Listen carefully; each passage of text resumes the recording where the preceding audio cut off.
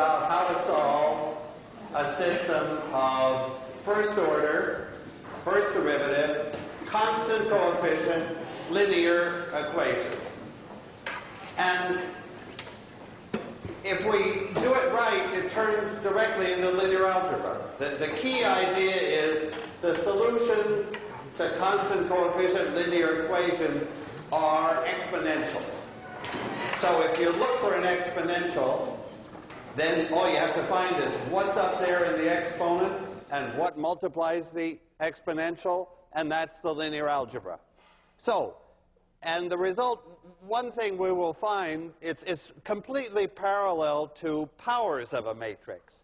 So the last lecture was about how would you compute a to the k, or a to the 100. How do you compute high powers of a matrix? Now, it's not powers anymore, but it's exponentials. That's the natural thing for differential equation. Okay, but can I begin with an example? And I'll just go through the mechanics. How would I solve the two differential equations? So I'm going to make it, I'll have a 2 by 2 matrix, and the coefficients are -1, 2, 1, -2, and I better give you some initial condition. So suppose it starts u at time 0. This is u1, u2. Suppose everything is in u1 at time 0. So at the start, it's all in u1. But what happens as time goes on, du2 dt will be positive because of that u1 term. So flow will move into the u2 component, and it will go out of the u1 component. So we'll just follow that movement as time goes forward by looking at the eigenvalues and eigenvectors of that matrix. That's the first job. Before you do anything else, find the matrix and its eigenvalues and eigenvectors. So let me do that. Okay, so here's our matrix. Maybe you can tell me right away what are the eigenvalues and eigenvalues anyway, and then we can check. But can you spot any of the eigenvalues of that matrix? We're looking for 2 eigenvalues. Do you see, I mean, if I just wrote that matrix down, what do you notice about it? It's singular, right? That's a singular matrix. That tells me right away that one of the eigenvalues is lambda equals 0. That's a singular matrix. The second column is -2 times the first column. The determinant is 0. It's singular, so 0 is an eigenvalue, and the other eigenvalue will be from the trace. I look at the trace. The sum down the diagonal is -3. That has to agree with the sum of the eigenvalues, so that second eigenvalue better be -3.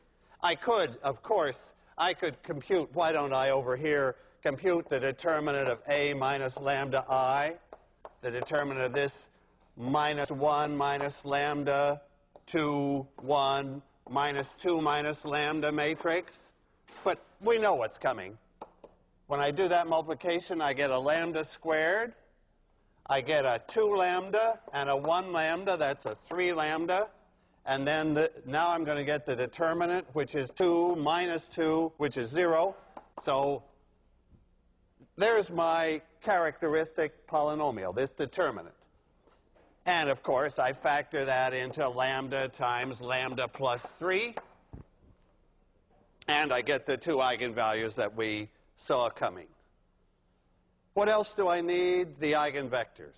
So before I even think about the differential equation or how to solve it, let me find the eigenvectors for this matrix.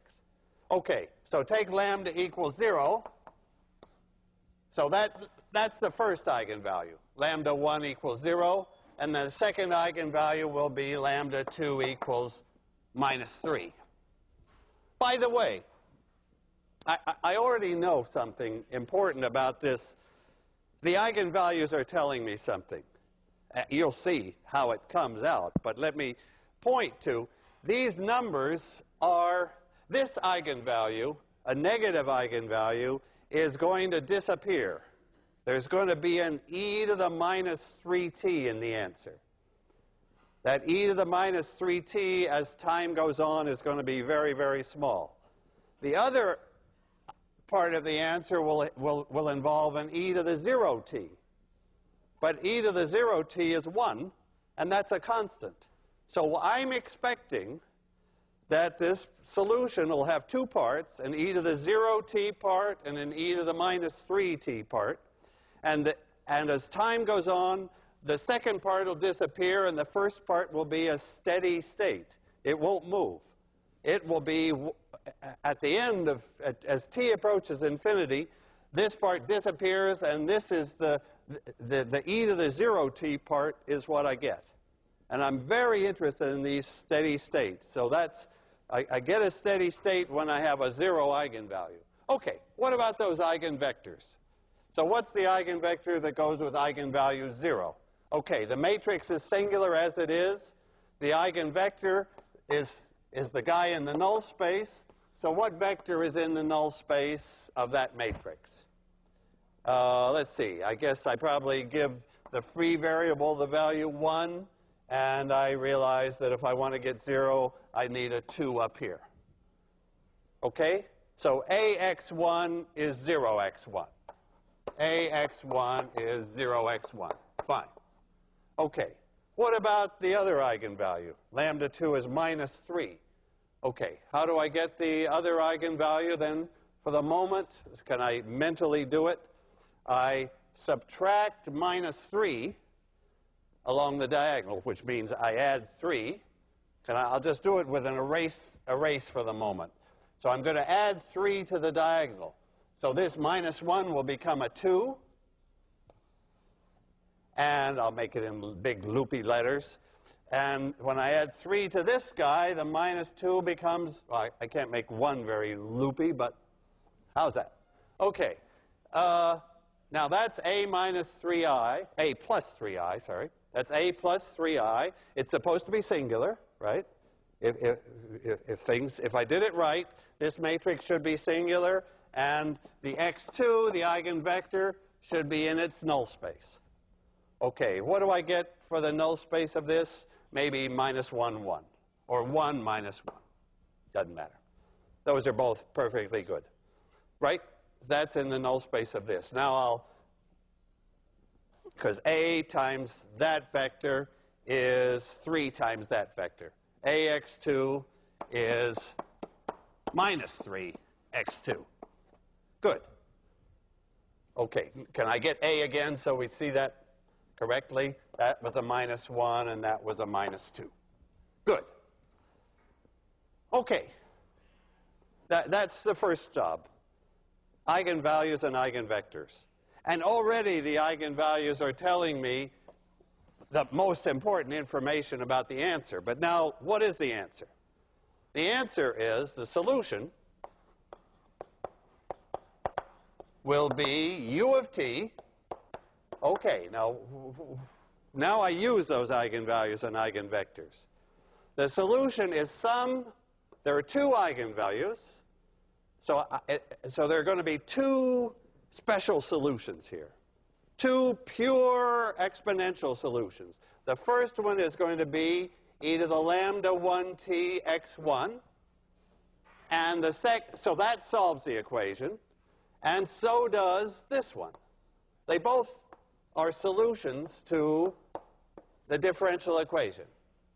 That's the general solution. The general solution is a combination of that pure exponential solution and that pure exponential solution. Can I just see that those guys do solve the equation? So let me just check on this one, for example. Check. I want to check that my equation, let's remember the equation du dt is au. I plug in e to the lambda 1t x1, and let's just see that the equation's okay. I believe this is a solution to that equation, so just plug it in. On the left-hand side, I take the time derivative. So the left-hand side will be lambda 1 e to the lambda 1 t x1, right? The time derivative, this is the term that depends on time. It's just ordinary exponential. Its derivative brings down a lambda 1. On the other side of the equation, it's a times this thing, a times e to the lambda 1 t x1. And does that check out? Do we have equality there? Yes, because e to the lambda 1 t appears on both sides. And the other one is ax1 equal lambda 1 x1. Check. So we've come to the first point to remember. These pure solutions, those pure solutions are those pure exponentials are the differential equations analog of last time we had pure powers. Last time, so last time the analog was lambda 1 to the kth power x1, some amount of that, plus some amount of lambda 2 to the kth power x2. That was our formula from last time. I put it up just so your eye compares those two formulas. Powers of lambda in the difference equation. This was for the equation uk plus 1 equals a uk. That was for the finite stepping by 1. And we got powers. Now this is the one we're interested in, the exponentials. So that's the solution. What are C1 and C2? Then we're through. What are C1 and C2? Well, of course, we know these actual things. Let me come back to this. C1 is, we haven't figured out yet. But e to the lambda 1 t, the lambda 1 is 0. So that's just a 1 times x1, which is 2, 1. So it's C1 times this 1 that's not moving, times the vector, the eigenvector 2, 1. And C2 times, what's e to the lambda 2t? Lambda 2 is minus 3. So this is the term that has the minus 3t, and its eigenvector is this 1 minus 1. So this vector solves the equation, and any multiple of it. This vector solves the equation if it's got that factor e to the minus 3t. We've got the answer except for C1 and C2. So everything I've done is immediate as soon as you know the eigenvalues and eigenvectors.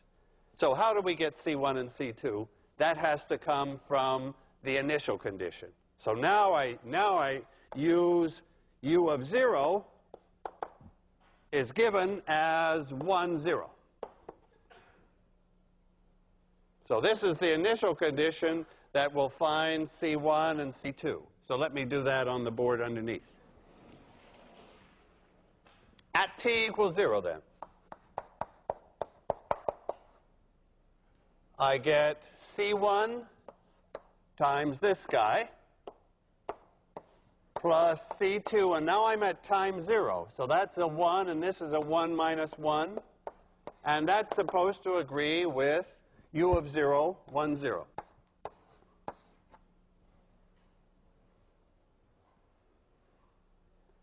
Okay. That should be two equations.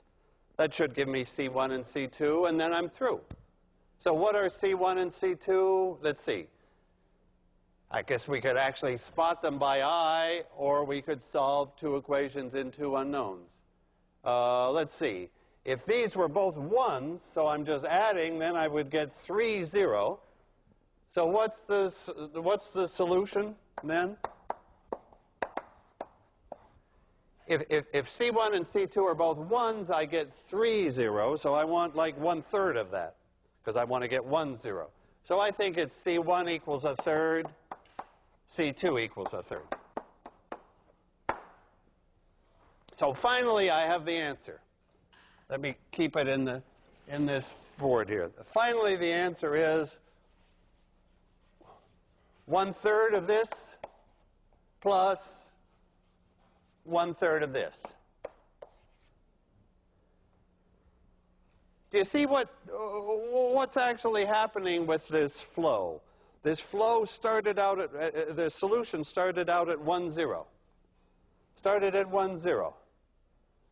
Then as time went on, people moved, essentially. Some fraction of this 1 moved here.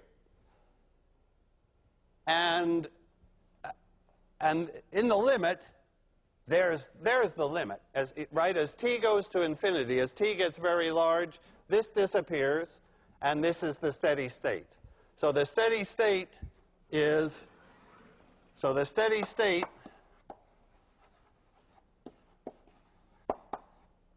we could call it u at infinity, is 1/3 of 2 and 1. It's 2/3, 1/3. So that's we really, I mean, you're getting like total insight into the behavior of the solution, what the differential equation does. Of course, wouldn't always have a steady state. Sometimes we would approach 0. Sometimes we would blow up. Can we straighten out those cases? The eigenvalues should tell us. So when do we get, so let me ask first, when do we get stability? That's u of t going to 0.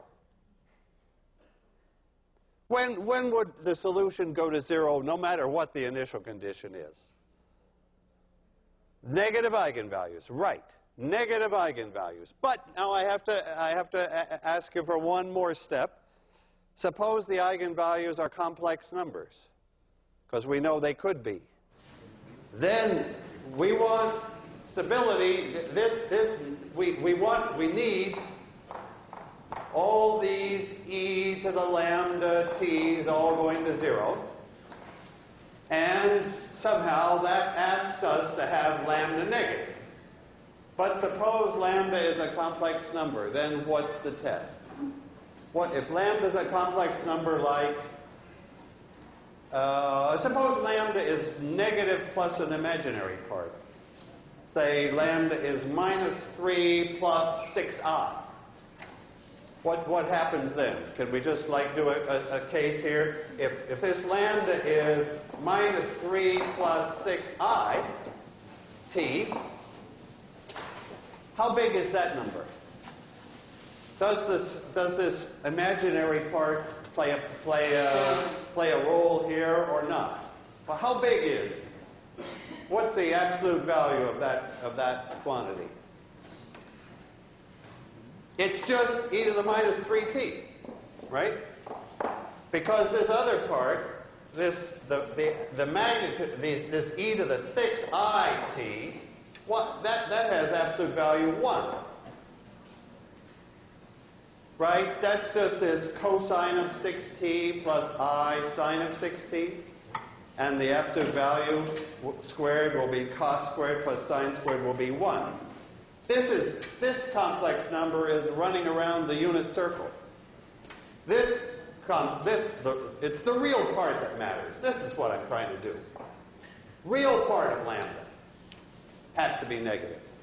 If lambda is a complex number, it's the real part, the -3, that either makes us go to 0 or doesn't, or blows up.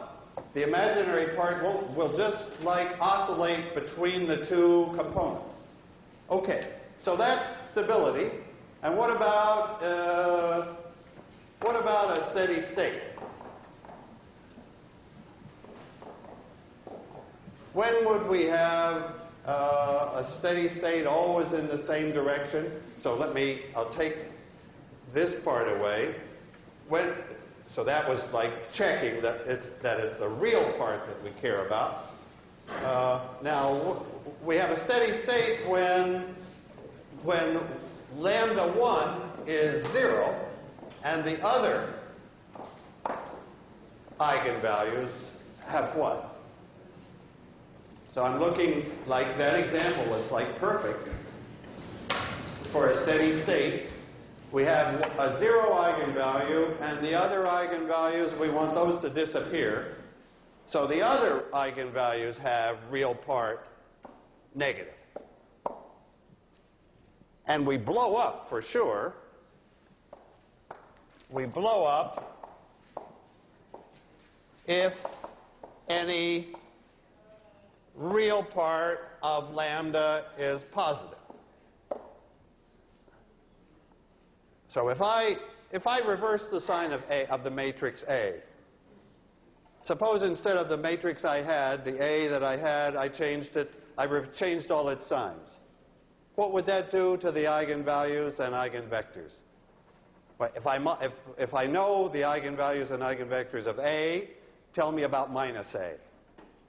What happens to the eigenvalues? For minus A, they'll all change sign. So I'll have blow up. This, instead of the e to the minus 3t, if I change that to minus, if I change the signs in that matrix, I would change the trace to plus 3. I would have an e to the plus 3t, and I would have blow up. Of course, the 0 eigenvalue would stay at 0, but the other guy is taking off if I reversed all the signs. Okay, so this is the stability picture. And for a 2 by 2 matrix, we can actually pin down even more closely what that means. Can I do that? Let me do that. I want to, for a 2 by 2 matrix, I can tell whether the real part of the eigenvalues is negative. Well, let me tell you what I have in mind for that. So 2 by 2 stability. This is just a little comment. 2 by 2 stability. So my matrix now is just A, B, C, D. And I'm looking for the real parts of both eigenvalues to be negative. Okay. How can I tell from looking at the matrix, without computing its eigenvalues, whether the two eigenvalues are negative, or at least their real parts are negative? What would that tell me about the trace?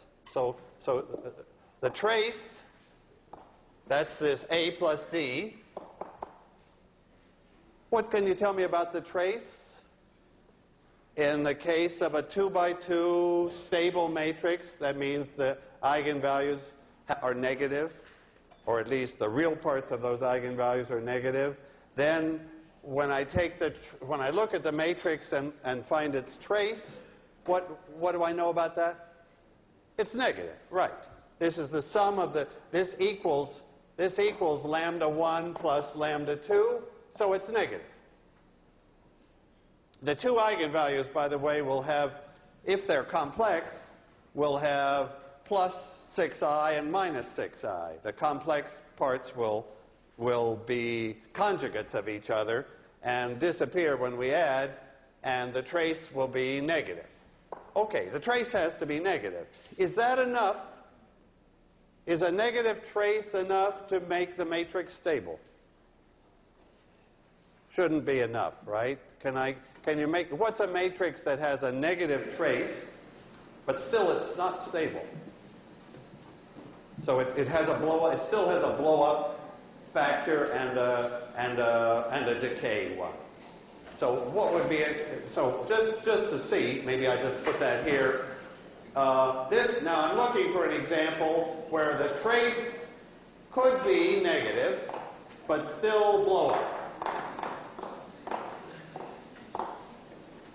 Of course. Yeah, let's just take one. Oh, look, let me make it minus 2, 0, 0, 1. Okay. There's a case where that matrix has negative trace. I know its eigenvalues, of course. They're minus 2 and 1, and it blows up. It's got a plus 1 eigenvalue here, So there will be an e to the plus t in the solution, and it'll blow up if it has any second component at all. I need another condition. And it's a condition on the determinant. And what's that condition? If I know that the two eigenvalues, suppose I know they're negative, both negative. What does that tell me about the determinant? Let me ask again. If I know both the eigenvalues are negative, then I know the trace is negative, but the determinant is positive. Because it's the product of the two eigenvalues. So this determinant is lambda 1 times lambda 2. This is lambda 1 times lambda 2.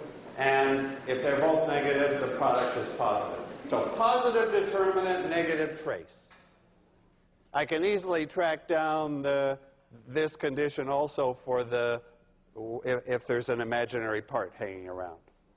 Okay, so that's like a small but quite useful, because 2 by 2 is always important, comment on stability. Okay, so let's just look at the picture again. Okay, the main part of my lecture, the one thing you want to be able to just do automatically is this step of solving the system. Find the eigenvalues, find the eigenvectors, find the coefficients. And notice, what's the matrix in this linear system here? I can't help, if I have equations like that, that's my equations column at a time. What's the matrix form of that equation? So this system of equations is some matrix multiplying C1, C2 to give U of 0, 1, 0. What's the matrix? Well, it's obviously 2, 1, 1 minus 1, but we have a name, or at least a letter, actually a name for that matrix. What matrix are we dealing with here in this step of finding the C's? Its letter is S. It's the eigenvector matrix. Of course, these are the eigenvectors. They're in the columns of our matrix. So this is SC equals U of 0. Is that step where you find the actual coefficients. You find out how much of each pure exponential is in the solution. By getting it right at the start, then it stays right forever. You're seeing this picture that each pure exponential goes on its own way once you start it from U of 0. So you start it by figuring out how much each one is present in U of 0, and then off they go. Okay, so that's a system of two equations in two unknowns, coupled. The matrix sort of couples U1 and U2, and the eigenvalues and eigenvectors uncouple it, diagonalize it. Actually, okay, now can I think in terms of S and lambda? So I want to write the solution down again in terms of S and lambda. Okay, I'll do that on this far board. Okay. So I'm coming back to our equation du dt equals AU.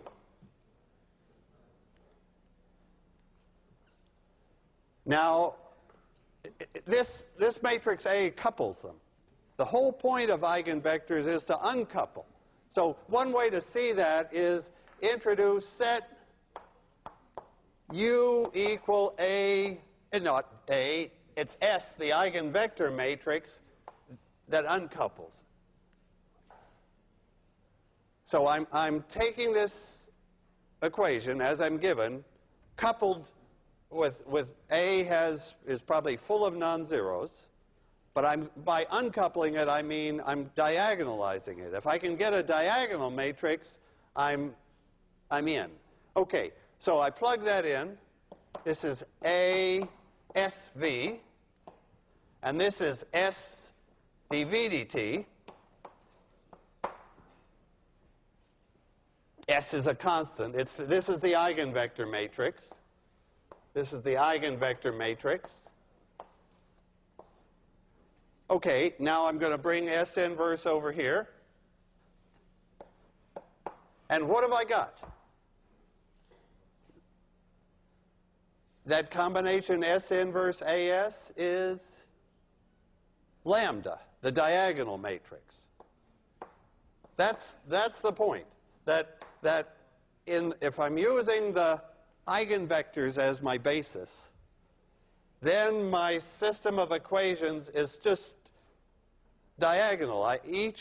There's no coupling anymore. dv1 dt is lambda 1 v1. So let's just write that down. dv1 dt is lambda 1 v1, and so on for all n of the equations. It's a system of equations, but they're not connected. So they're easy to solve, and why don't I just write down the solution? V is now some e to the lambda 1 t. Okay.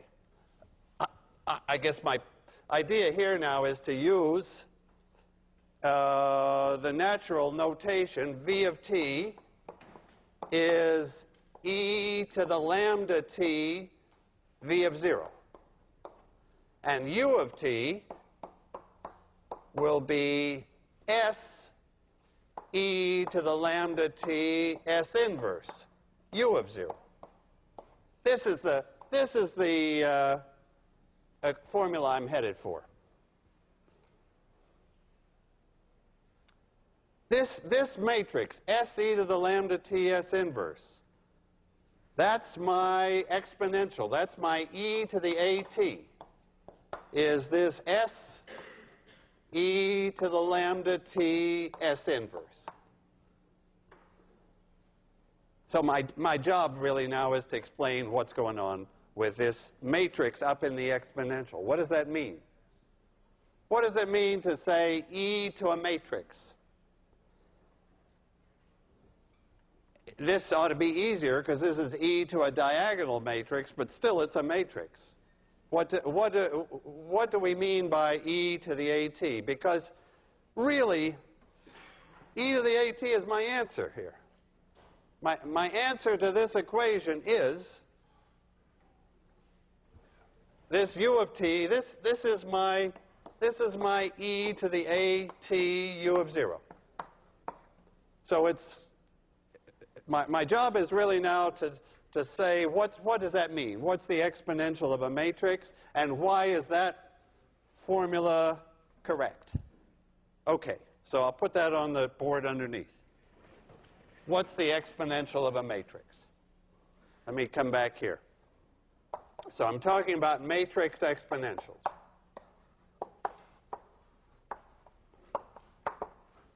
E to the at. Okay. How are we going to define the exponential of something? The trick, the idea is, the thing to go back to is exponential. There's a power series for exponentials. That's how the good way to define e to the x is the power series 1 plus x plus 1/2 x squared, 1/6 x cubed, and we'll do it now when we have a matrix. So the 1 becomes the identity, the x is at, the x squared is at squared, and I divide by 2. The cube, the x cube, is at cubed over 6, and what's the general term in here? At to the nth power divided by, and it goes on. But what do I divide by? So you see the pattern. Here I divided by 1. Here I divided by 1, by 2, by 6. Those are the factorials. It's n factorial. That was like the one beautiful Taylor series. The one beautiful Taylor series, well, there are two beautiful Taylor series in this world. The Taylor series for e to the x is the sum with x to the nth over n factorial. And all I'm doing is doing the same thing for matrices. The other beautiful Taylor series is just the sum of x to the nth, not divided by n factorial. Do you know what function that one is? So if I take, this is the series, all these sums are going from 0 to infinity. What function have I got? This is like a side comment. This is 1 plus x squared plus x cubed plus x to the fourth not divided by anything. What's that function? 1 plus x squared plus x cubed plus x to the fourth forever is 1 over 1 minus x. It's the geometric series, the nicest power series of all. So, actually, of course, there would be a similar thing here. If I wanted, I minus AT inverse would be, now I've got matrices. I've got to have matrices everywhere, but it's just like that series with, and just like this one without the divisions.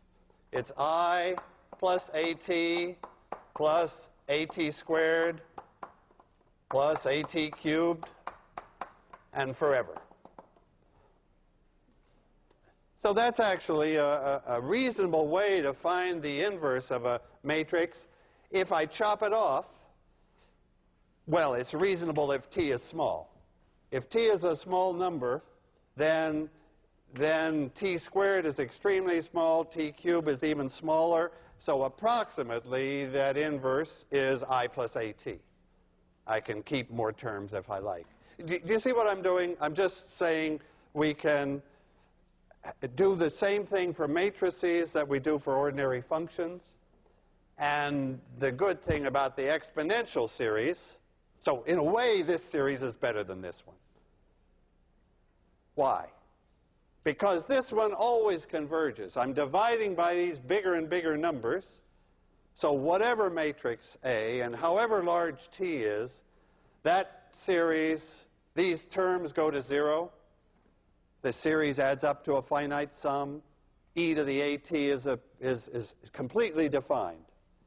Whereas the second guy could fail, right? If AT is big, somehow if AT has an eigenvalue larger than 1, then when I square it, it'll have that eigenvalue squared. When I cube it, the eigenvalue will be cubed.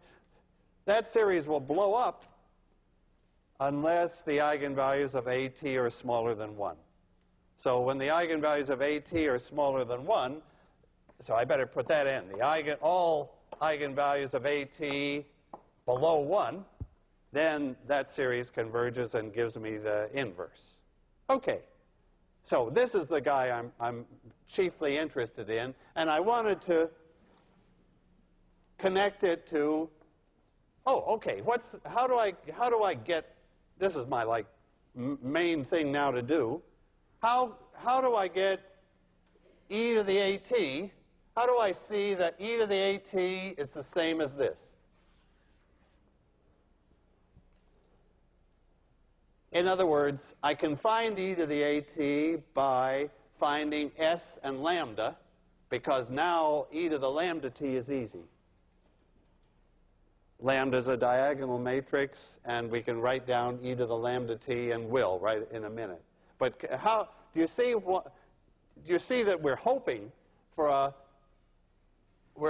that we can compute e to the AT from s and lambda?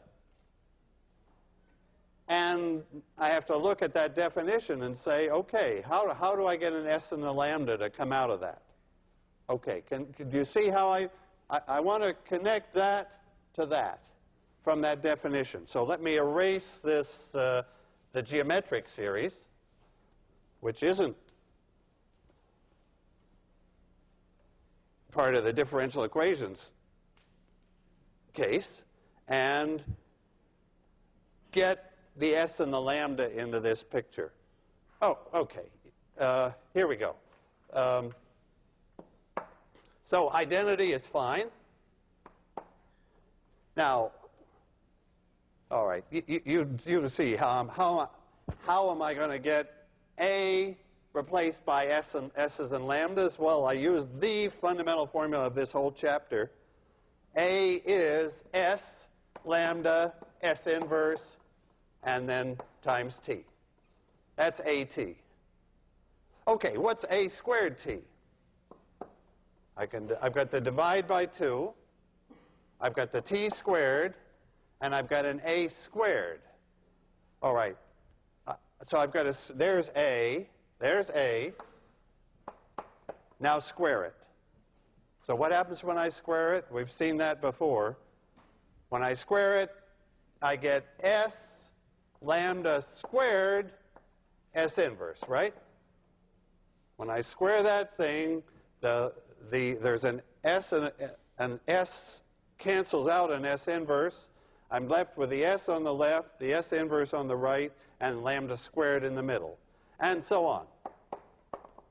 The next one will be S lambda cubed S inverse times T cubed over 3 factorial. And now, what do I do now? I want to pull an S out from everything. I want an S out of the whole thing. Oh, look, I better write the identity how? I want to be able to pull an S out and an S inverse out from the other side, so I just write the identity as S times S inverse. So I have an S there and an S inverse from this side, and what have I got in the middle? If I pull out an S and an S inverse, what have I got in the middle? I've got the identity, a lambda T, a lambda squared T squared over 2. I've got e to the lambda T. That's what's in the middle. That's my formula for e to the AT. Oh, now I have to ask you, does this formula always work? This formula always works. Well, except it's an infinite series. But what do I mean by always work? And this one doesn't always work. And I just have to remind you of what assumption is built into this formula that's not built into the original. The assumption that A can be diagonalized. You'll remember that there are some some subset of matrices that don't have n independent eigenvectors.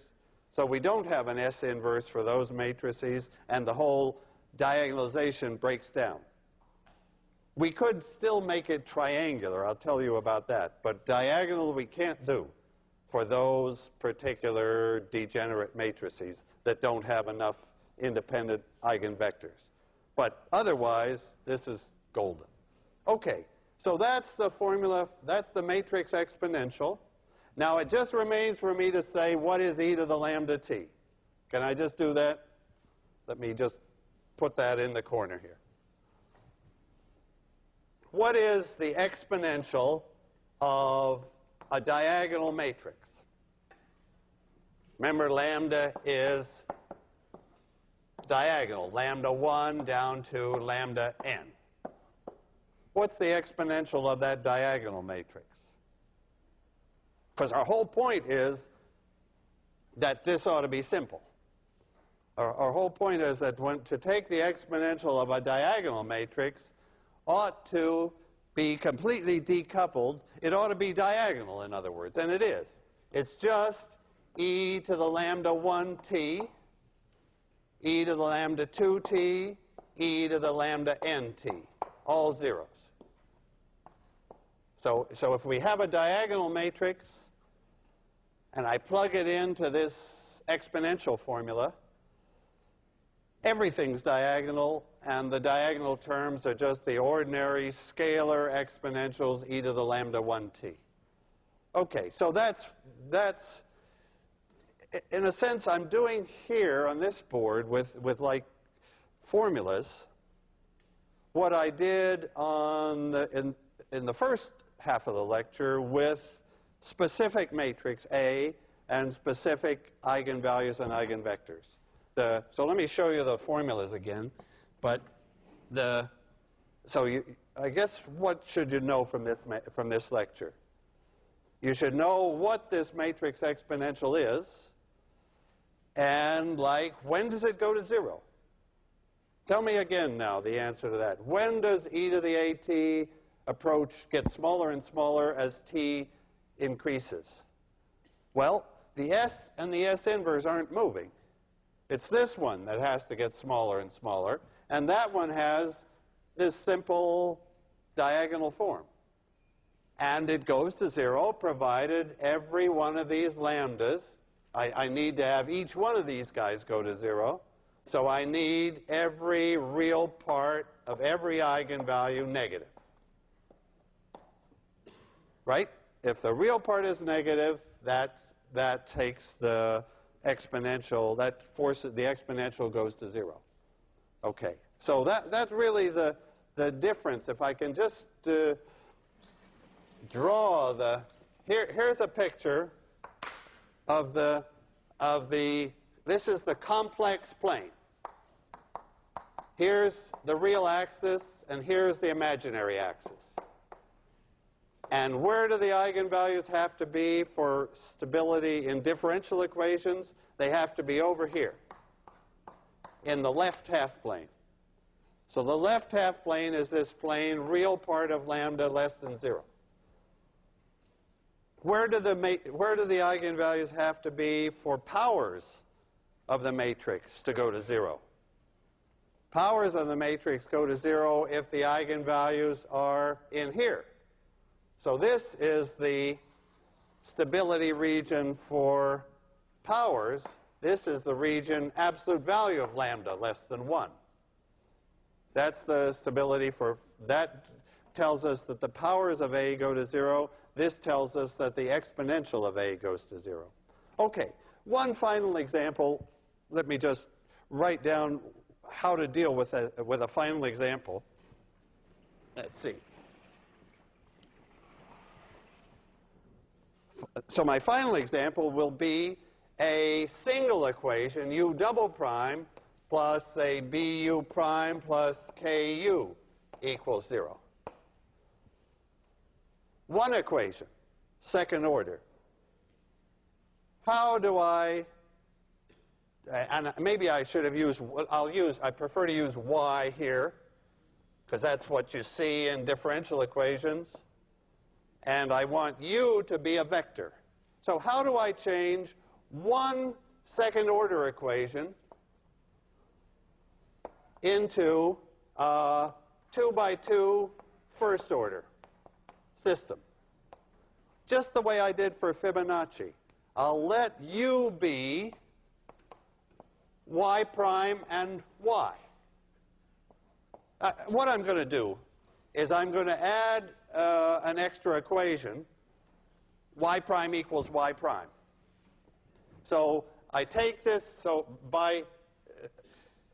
using this as the vector unknown, now my equation is u prime.